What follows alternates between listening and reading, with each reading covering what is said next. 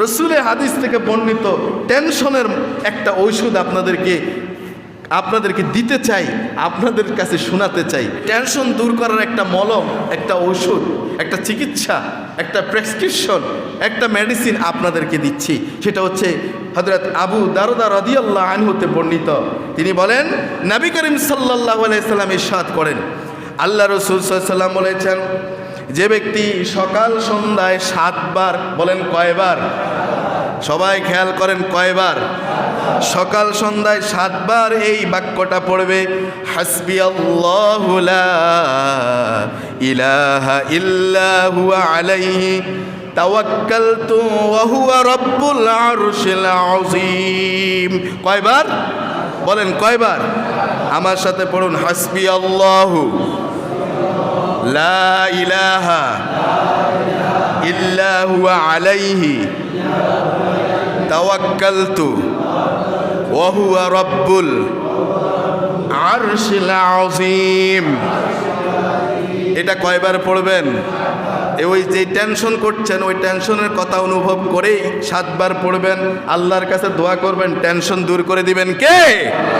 আমার প্রিয় ভাইয়েরা, এই আমল করবেন। আল্লাহ রসুল বললেন, এটা যেটা পাঠ, এই আয়াতটা পাঠ করবে, আল্লাহ তাআলা তার দুনিয়া এবং আখিরাতের সকল টেনশনগুলো দূর করে দিবে।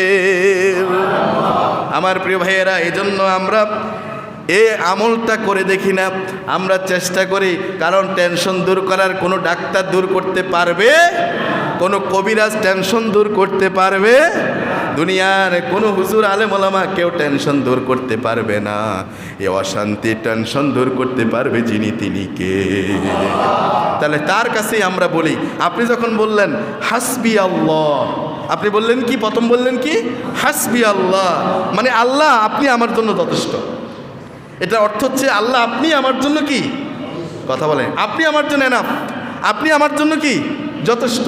এরপরের কথা বললেন লা ইলাহা ইল্লা, যে লা ইলাহা, আপনি ছাড়া কোনো ইলাহা, তার মানে তার রুবুবিয়াত উলুহিয়াত একত্ববাদকে, তার রুবুবিয়াতকে উলুহিয়াতকে, তার একত্ববাদকে, তার স্রষ্টার এই শ্রেষ্ঠত্বকে আপনি সব কিছুকে মেনে নিলেন যে তিনি ছাড়া আর কোনো ইলাহা নাই।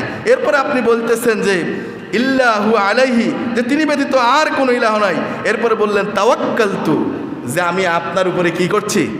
কথা বলেন, তাওয়াক্কালতু, আমি আপনার উপর ভরসা করছি, আমি ভরসা করে নিয়েছি আপনার উপর আমি ভরসা করি, তাওয়াক্কুল করি, আপনার উপর আমি নির্ভর করি। এরপরে বলছেন ওহুয়া রব্বুল আরশিল আযীম, আপনি হচ্ছেন আরশের অধিপতি, আরশের মালিক, আপনি আরশের অধিপতি। এভাবে করে যখন আপনি আল্লাহকে বলছেন, আল্লাহ কি শুনবেন না? বলেন, তিনি শুনবেন কি না? শুনবেন। তিনি খুশি হবেন, আপনার টেনশন দূর করে দিবেন। সুবহানাল্লাহ।